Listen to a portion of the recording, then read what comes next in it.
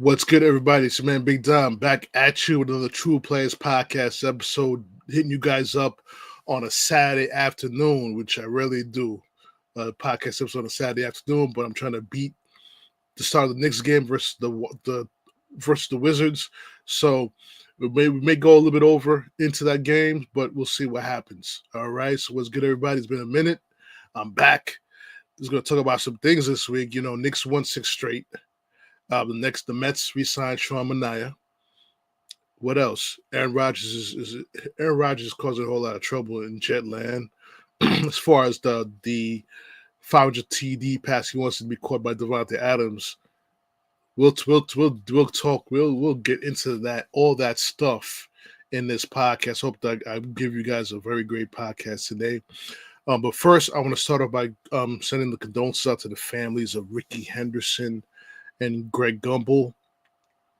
Rickey Henderson, Hall of Famer, all-time stolen base king.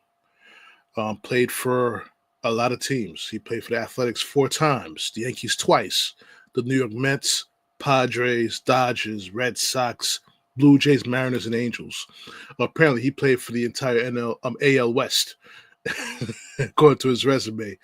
But the one thing I really remembered about Rickey, when he came to the Mets in 1999, it was the beginning of the change of the franchise at the time, and we traded for Rodgers. And remember, so Rodgers was not a good player at all. He was a very I would say marginal, slightly above marginal player, but him under the tutelage of Rickey Henderson, Rodgers had a career year which he bet over 300, stole 66 bases, and was a key cog in that lineup for the New York Mets. In lower part of the lineup. So you got to thank Rickey Henderson for that, taking him under his wing, teaching him how to steal bases properly. Who else? If you're going to steal bases, you got to learn from the best. And Rickey Henderson, by far, was the best stolen base king ever. That's why he's king. I believe he had close to 1,000 steals in his career. So, you know, my condolences go out to the family. My condolences go out to Greg Gumbel, college basketball analyst. Sometimes, I believe he covered the NBA sometimes, but mostly about college basketball in the studio. Also did NFL and NBC early in his career. The brother of Brian Gumbel. Like I said, the condolences go out to the families and prayers go out to them. And so, like I said, prayers out. All right, so let's talk about the Knicks winning 6 straight against the Orlando Magic, beating them 108-85. It was a close game in the first 3 quarters, and also the Knicks and their vast, talented team blew the doors open in the fourth quarter. Brunson got 26 points, 9 assists. Josh Hart with 23 points, 10 in the fourth quarter. Karl-Anthony Towns had a day off today. Day off that game, 16 points and 8 rebounds. And Mikal Bridges scored 17 points after his 41-point outburst on Christmas Day against the Spurs. And I tell you something, the New York Knicks fans, in my opinion, owe Mikal Bridges a big apology. Ever since December, he's been averaging close to 24 points per game. All the fans was like, they were complaining on Facebook, Instagram, Twitter. We can't believe we gave 5 first-round picks for Mikal Bridges. You see what he's doing right now, right? You trade a bunch of maybes for a guy who's solid in this play. He had to find his role in this Knicks lineup. Keep in mind one thing, Knicks fans. He went from a number 1 scoring option in Brooklyn to now being the 4th option with the New York Knicks. He should be the 3rd option, but he's now the 4th option.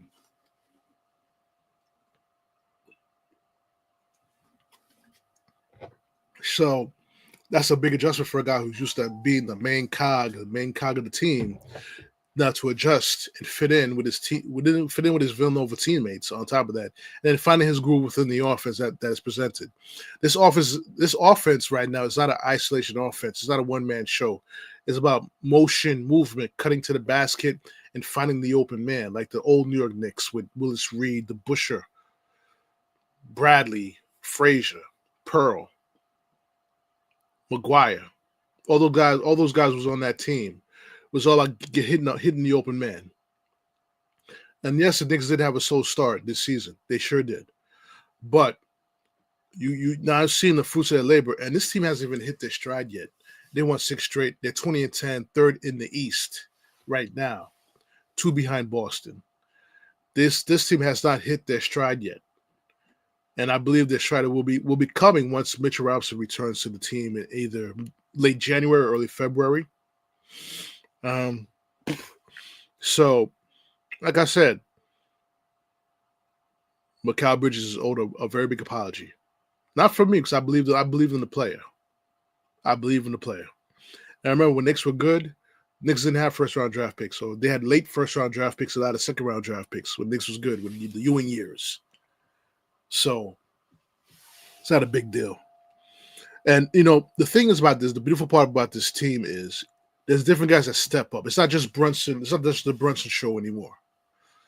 It could be Karl Anthony Towns for several games in a row, dropping 30 points per game.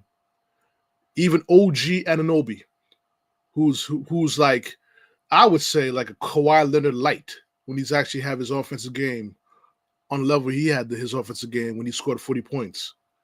I call him Kawhi Leonard light. A lot of people compare him to Scottie Pippen. I say, no, he's more of Kawhi Leonard light for me. I refuse to give Scottie Pippen any acknowledgement about any comparisons to anybody who's on my Knicks team. I refuse to do that, and I'm not going to start now.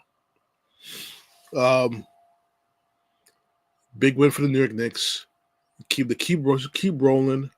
I like the contributions Cameron Payne is given to the Knicks. Of course, McBride is doing his thing. They got Shot Med back, and this team is on a mission. But the only thing that scares me about the New York Knicks, as always, is free throw shooting and to be able to close out games with their defense. But I promise you that could be helped once Mitchell Robinson comes back to the lineup. But as far as I'm concerned, this team is on a good path. Do I wish they have another shooter? That's where Shamet's supposed to fill in. But I think I just need one more shooter. Whether I need a shooter, I need a guy who could get up and rebound. Really rebound like a horse and block shots. And Precious Achiuwa is doing his thing. He's back from injury, doing great things on the court in his 20 minutes per game play. Providing excellent backup. It's just Tom Thibodeau needs to figure out a happy medium for all his players. With this team, you don't have to burn these players out 40 minutes per game. You don't have to do that. This team still should be blowing people out with each player giving them at least 30 to 35 minutes per game, in my opinion. Don't need to ride up to 45 minutes. No, you don't need to do that. Save that mileage for the playoffs. That's where you should need to save that mileage at.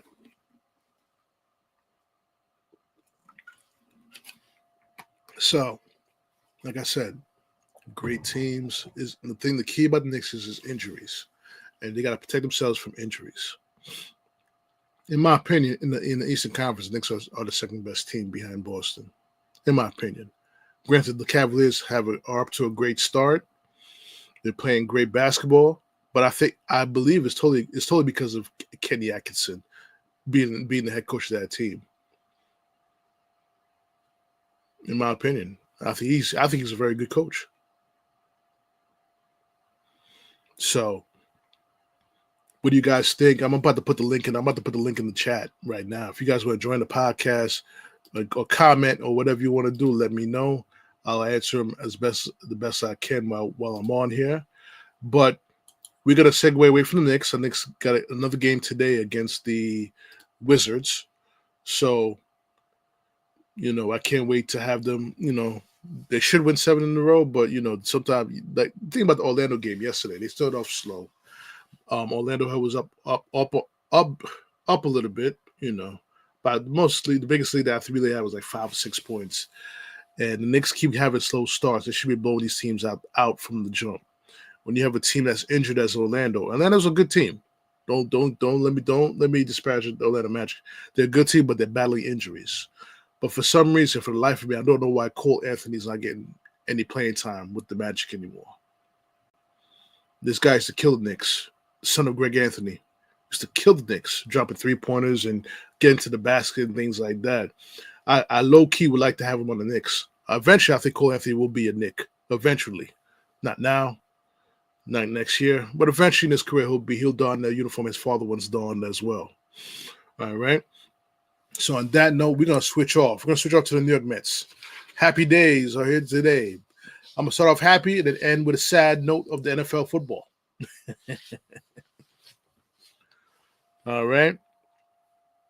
So the New York Mets finally, after weeks of speculation of where this pitcher was going, the Mets finally re-signed their ace, Sean Manaea. And I say ace because he was the guy that really stepped up during the season to help to enable the Mets to make the playoffs and go deep into the playoffs up to the Game 6 of the National League Championship Series. I believe he resigned with the Mets because one, he got unfinished business. I don't blame him for the Game 6 loss because he pitched more innings than he ever had in his career, and he was mentally drained and things like that. But having him back in the fold really helps the Mets rotation. But we lose Quintana in the process because the Mets has right now, as constituted right now with the rotation, you got Senga, Manaea, Montes, Holmes, and Peterson.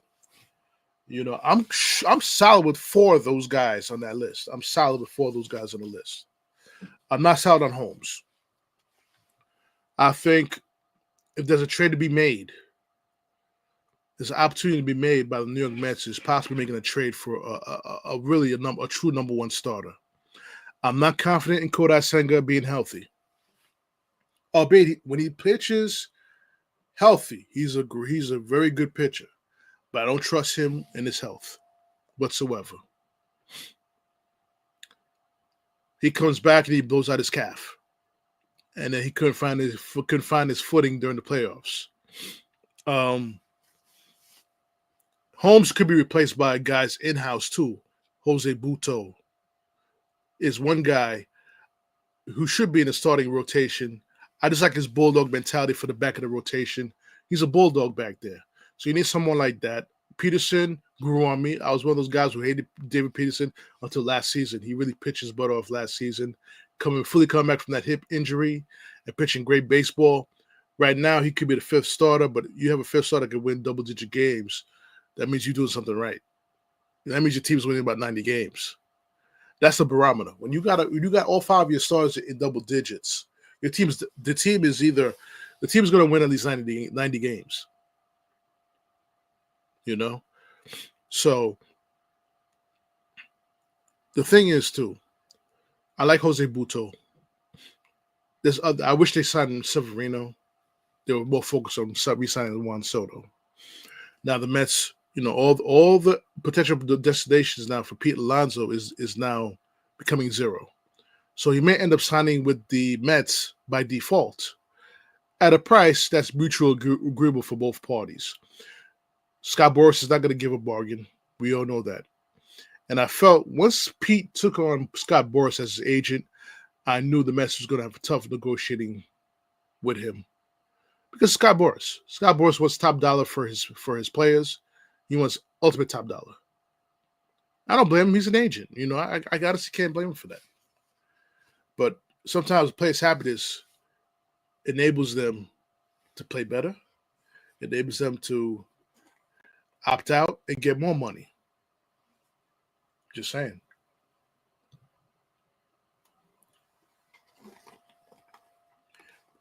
But the Mets are deep. The Mets got a lot of shortstops, and Francisco Lindor is going into his 4th year of his 10-year contract. I have faith in Francisco Lindor. I just think that all those shortstops they got in the minor league system, such as Jet Williams, Acuna, Mauricio, and who was Rodriguez, you know, those guys are in the pipeline to come up, whether in the next 3 years. And Lindor is in his prime of his career. Those guys are not going to have space to play shortstop. You got to figure out a position for them. Mauricio. Now with the situation with Vientos, you resign. I want the Mets to resign Pete Alonso. Pete Alonso is a no-brainer. Gives Juansoto that protection in that lineup, and keep Vientos at third base. Keep him at third base. You got nothing to lose with that. Now, what the Mets should do in spring training is now provide Ronnie Mauricio, or he should have been playing in winter ball, some outfield. I think that's where he's going to be in the outfield. In this team, he has to be an outfielder, and sometimes spots start at third base or spots start at second base. Even though I think Luis Acuna is going to be the starting second baseman next season, and you got Iglesias. Just recently Iglesias as a super utility player for the infield, which I'm surprised they haven't done that yet. We're still waiting for that as well. You go from there, and then now you got to find your DH. Can you put Alonso and have him alternate with Vientos in the DH spot so Mauricio gets some at bats at third base? You could do that, but I'd rather have somebody who's another hitter. I'm a big fan. I'm kind of jealous of the Los Angeles Dodgers because their lineup is so deep. There are no holes in that lineup, and after you go through that lineup the first 2 times, the third time they're gonna get you. If they don't get you early, they're gonna get you later because that lineup is so deep. They're the defending world champions right now. You know what I'm saying? It's tough to pitch to a very deep lineup that is all of them get big hits. All of them get big hits. And they just picked up a few more players. They picked up my main man, Michael Conforto. Again, I don't know what's going on with the Mets. You got to bring that. Should have bring that boy back. It's a bad. I don't like it. I don't like seeing homegrown Mets going to other teams and then doing and playing for them. I'm just a big fan of keeping the homegrown players here. You see what the Dodgers are doing. They got a solid pitch staff. They just signed Blake Snell. So imagine that. You're bringing back Clayton Kershaw. You got Blake Snell. You got Yamamoto. You got, I believe, what's that guy's name? Did Flaherty resign with them? I'm not sure. But you got Flaherty. That's deep four pitches. That's deep. And in a 7-game series or a 5-game series, that's trouble for any team to face. That's trouble. But like I said, the Mets need to re-sign Alonso. That should be the top of the priority. Re-sign Alonso, and then look in the market, possibly for a trade for a big-time pitcher. You lost Crochet to the Red Sox. That's not happening. You had the opportunity to sign Corbinburnes. He ends up signing this morning or late last night to the Diamondbacks.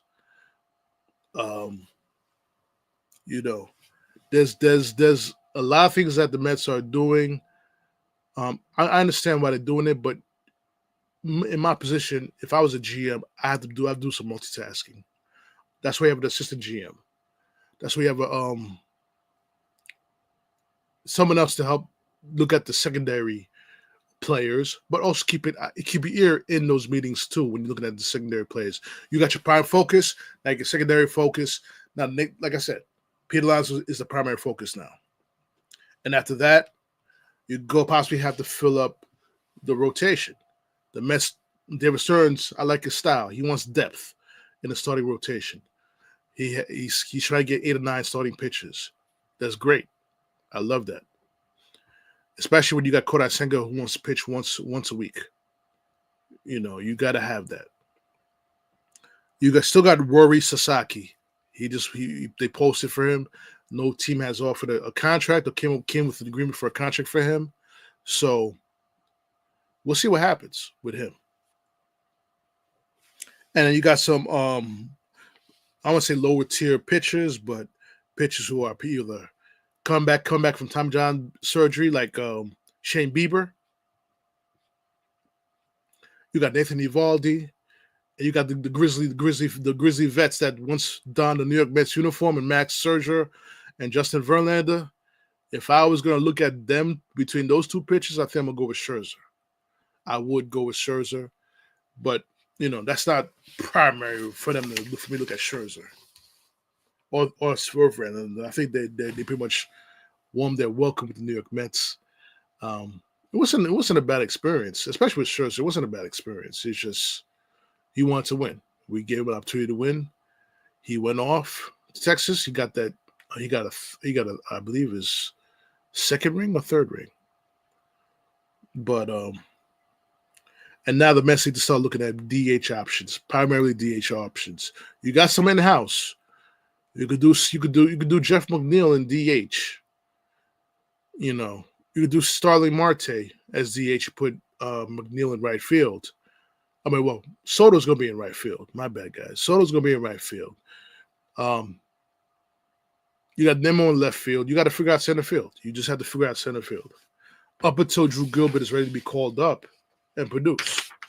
They say it could be next year. We'll see what happens. But Drew Gilbert is that prospect for the Mets for the outfield. But like I said, can you put Nemo out there in the pinch? Yes, you can. And then get yourself a left field and go from there. Marte, if he's not traded by spring training, he could be the DH of the New York Mets. I like Starling Marte.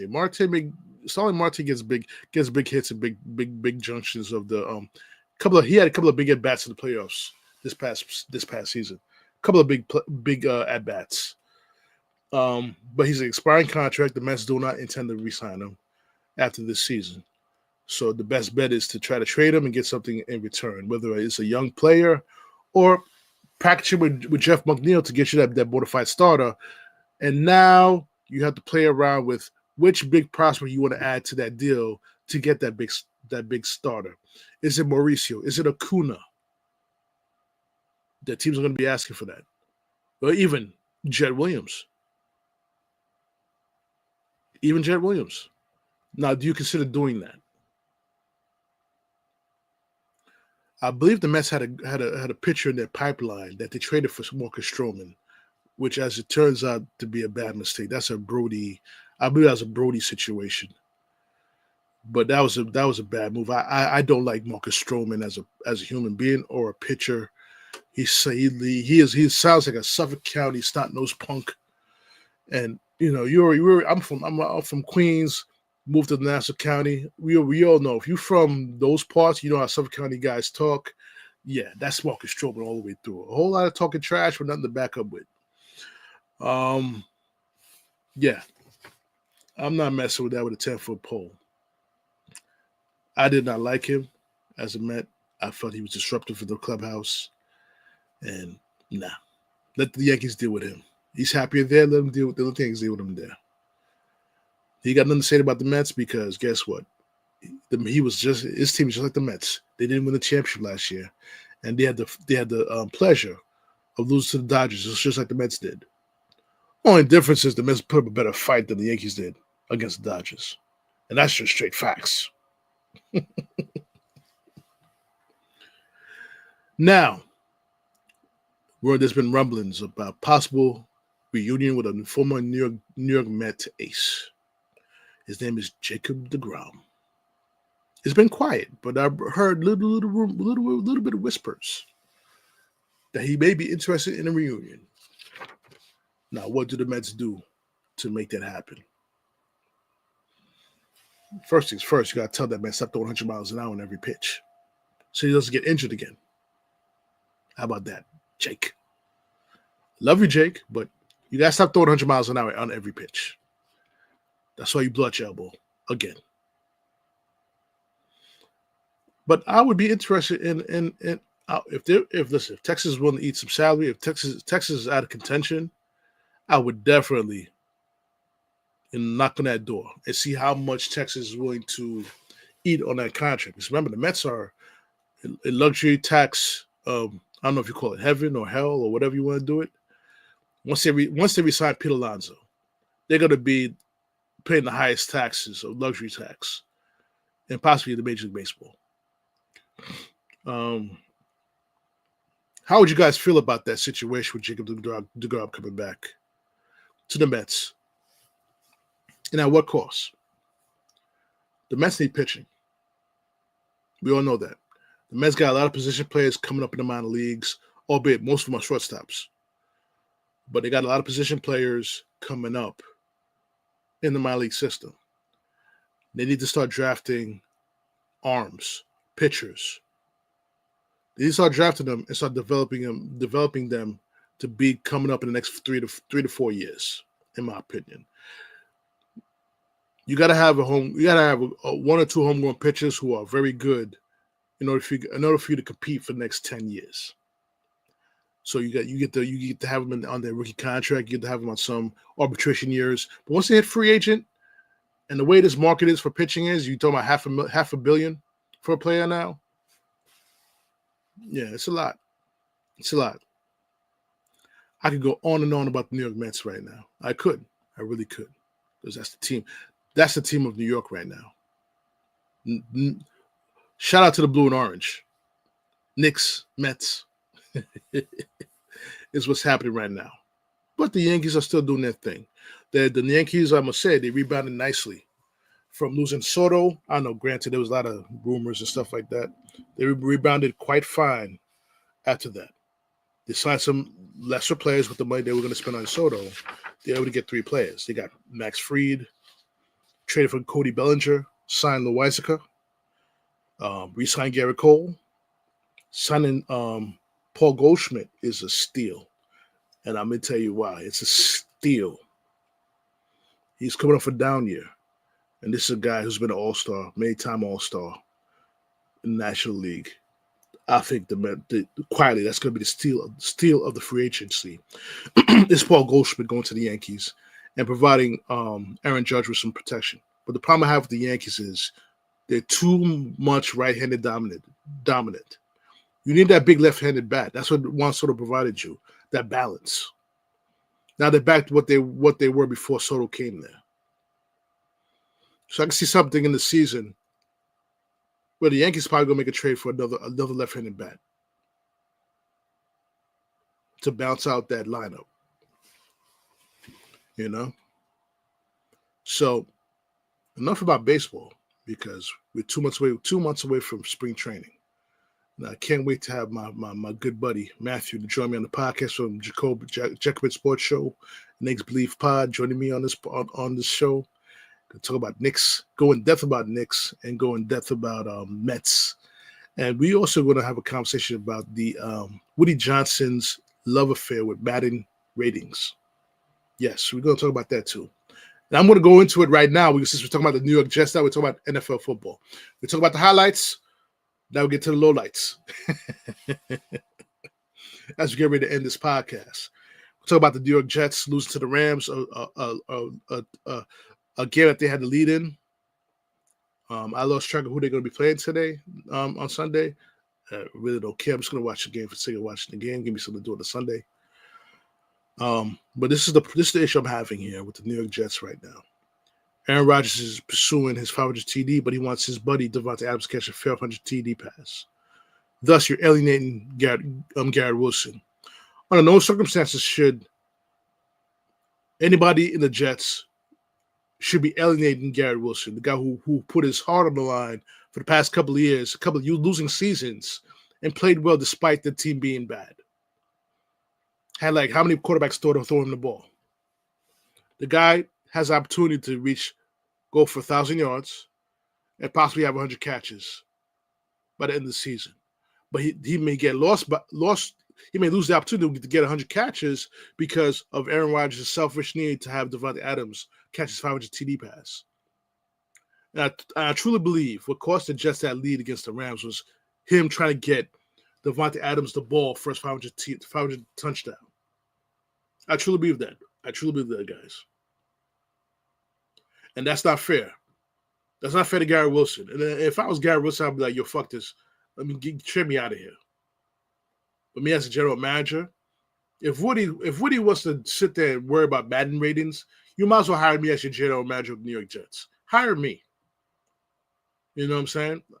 I'm not saying I'm in the market, but yeah, I'm in the market. But I could, do a way. But if you're talking about Madden ratings, then you could hire any Joe Schmo from the street and be a general manager of New York Jets. Are you serious? The source is coming out that he declined a trade for Jerry Jeudy. Shout out to my fellow Zoe, Jerry Jeudy. You know what I'm saying? Because of his Madden ratings. Madden ratings are so overrated. There have been great players who have not. I play Madden all the time, bro. There's some players who are, in my book, on the NFL field, watching them on the TV screen, are at least a rating of 98, 99. And Madden, they got them at 87 or 88. The Madden ratings are overrated. You should not be listening to your teenage sons or your sons for your football team. A smart owner will rely on his experts in the offices to make those decisions. Okay?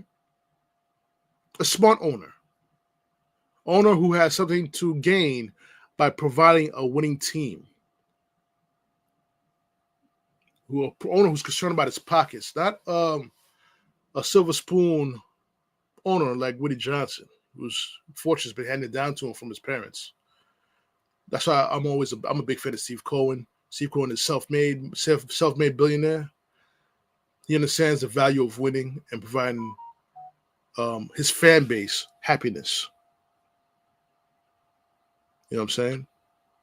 The Maras over here on the other side used to be that way too, but they've been falling on hard times. And I'm going to get to the Giants next because to end the podcast, I'm not going to spend too much time with them, but I'll get to them after the fact. Gary Wilson should never be left out of the game plan at all. Should never be left out. He should be part of the game plan. If he so happens to catch Aaron Rodgers' 500 touchdown pass, so be it. The object is to go into next season with momentum and some good feelings. What Aaron Rodgers is doing right now is alienating the rest of his teammates for a milestone. You talk about you want to be back with the team next year. That's what you want. You know what I'm saying? You gotta be a better leader for your teammates. It can't be just about you. So it has to be about the name on the uniform, like Rex Ryan said, JETS, Jets. It has to be about that uniform. It's too bad. That's too bad because I think this offensive line has been growing this year, growing together to provide a very solid unit for next season. Now they got to sign re-sign AVT. They got to resign and keep that continuity together. I think Fashanu, he stepped in for Tyron Smith, did an exceptional job in that left tackle position. Only gave him one sack this season. It's too bad he's not going to be able to finish the season because of a foot injury. But thank God it was not an Achilles. Thank God it wasn't that. So big man. Hopefully you have a speedy recovery. Can't wait to see you back at left tackle for the New York Jets. I think the Jets finally solved the left tackle issues with him. Morgan Moses, older gentleman, older player, but I just love his professionalism and his leadership. The comments he made, he sound more head coach than the head coach did. He told the media straight up what it was. Wasn't, I need to review the tape. Ulbrich, nice guy, but he's not, as you can see, over the past 8 or 9 games, he's not head coach material. He's just not. So, you already know what it is. But like I said, I just love Morgan Moses' professionalism. I think the Jets should re-sign him if they come with an agreeable contract, just for the sake of being a leader on that offensive line. That offensive line could use some leadership. Tippmann, he's a center. He should be the leader, yes, but he's still a young player. They still need to be around somebody who's a solid veteran that can show them the way. Not to knock Tyron Smith, he was a walking turnstile on the left tackle position, but what I'm hearing behind the scenes, helping the offensive lineman out because he's injured, still helping the offensive lineman develop into great offensive lineman, I have to give him my utmost respect for that. You know what I'm saying? So you gotta give him respect for that, even though I think his time is up as a starting tackle in the NFL. You know, it's my opinion. So on that note, we're gonna talk a little bit about the Giants.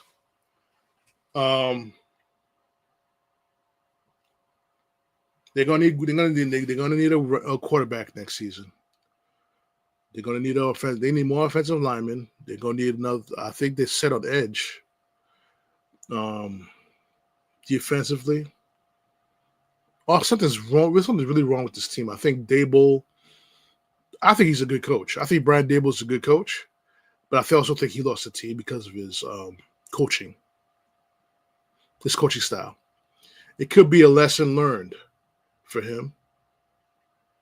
I believe if I was the owner of the New York, if I was John Mara and Tish, I had to fire him. I can't support the team falling apart. I can't support the team. I can't support a coach who lost the locker room. There's no way of getting that. There's no way of getting that back. Once that happens, there's no way of getting it back. No way. But the Giants ownership need to get off their. If Shedeur Sanders, if they're able to pick Shedeur Sanders as a starting quarterback, they better do it. But be smart about it, though. If you're gonna pick him, gotta have a veteran quarterback to start the season as starting quarterback. Don't throw him in there right away. Let him soak up New York City first before you put him out there. That's gonna take about 6-7 games, and then he takes his position, and then he's gonna be the franchise quarterback of the New York Giants. Don't be like the Jets. It's quick to throw in these so-called top picks and then start them right away. They did it with Sam Darnold. They did it with a MILF hunter, Zach Wilson. You know what I'm saying? Albeit, I was a big fan. I was a big fan of Sam Darnold. I was never a fan of ZW. Never a fan. I felt he should never been drafted. If you're going to draft quarterback, you draft Fields in that position. And I'm chronicle this throughout my podcast.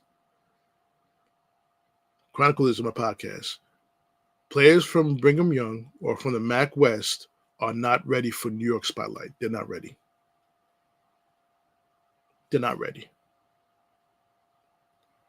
You play the conference where no one knows you. So now you're into the spotlight. You need the Jets or the Giants. Need somebody who's used to the spotlight in college. Sons, Trevor Lawrence, Justin Fields, someone of that ilk. And talking about Sam Darnold, man, let's talk about him. An opportunity for the Giants too. I don't want Sam Darnold to come back to the Jets. If Aaron Rodgers, they don't find a way to keep Aaron Rodgers, I don't want Sam Darnold to come back to the Jets. I don't want the Jets to ruin him again. Albeit the general manager that ruined him is not there anymore. But he was also leaking the information that Willie Johnson goes by Madden ratings and talks to his sons and shit. I mean, granted, it is all true, but anything less, anything more you get from this general manager Joe Douglas? Anything less? What Joe Douglas has done is he had a safety tandem in the defense, and they both gone, and have not replaced them with any safeties that's even Pro Bowl ready. The only one, Tony Clark, to be benched, which I thought it was stupid. I think Tony Clark is that glue in that second. One of the people that's the glue in the secondary. He's just not having a good season. Chuck Clark, he's like a linebacker. But like I said, let's get back to the Giants before I'm about to end this podcast. Knicks are playing right now. The Giants need to sign a quarterback and then pick up Shedeur Sanders. The Jets, if they're in the top 10, probably trade back down, get multiple picks, and fill in holes with the draft. That's the way I would probably pursue it. The Jets are are more close to winning than the Giants are. So I don't think the Jets should blow it up. They got the pieces. They got the pieces there. Just got to find a good GM and a good head coach, a good coordinator. Mike Vrabel. Hi, Mike Vrabel. I mean, there's rumors saying that he could go to Las Vegas. He has signed Las Vegas. If he goes to Las Vegas, there's no way in hell Josh McDaniels is going to be the offense coordinator of the Raiders. There's no way in hell that's going to happen. I can see a scenario if that is the case. I can see Vrabel going to head coach in the Raiders if he doesn't come to the Jets. Goes to the Raiders and brings in, when Brian Daboll gets fired, Brian Daboll will go meet Vrabel in Raiders with the Raiders to be an offensive coordinator. I can see that scenario. I also see that scenario if Vrabel were to come to the Jets. But now Josh McDaniels becomes a bigger factor. He could also come to the Jets as well. So, on that note, well, it's blessed to be back with you guys after a couple of weeks. But hope you guys had a great Christmas. If I don't speak to you before the new year, I want to wish you guys a happy new year. Bless with your family. Me personally, my Christmas was not the greatest Christmas because of professional situations. And well, for me, I was always a professional, but the lack of professionalism around me was reeking. And it goes to show you, before I end the podcast, I'm going to let you guys know one thing. There's certain things you don't go back to. You don't go back to an ex. You don't go back to an ex, whether it's a relationship, employment, or anything you had left in the past. You left in the rear view. Don't go back to that area. Because certain things, you may say that all is forgiven. Not all is always forgiven. In my book, especially with the employment. I'm learning this lesson because it happened to me. I choose ambition, chose a higher position, thinking that bygones will be bygones, and things happen. Could it have been handled differently? Of course, could have been handled differently, but the powers that be chose to handle it the way they handled it, and I was the only one that was maintaining my professionalism despite things was taken away from me.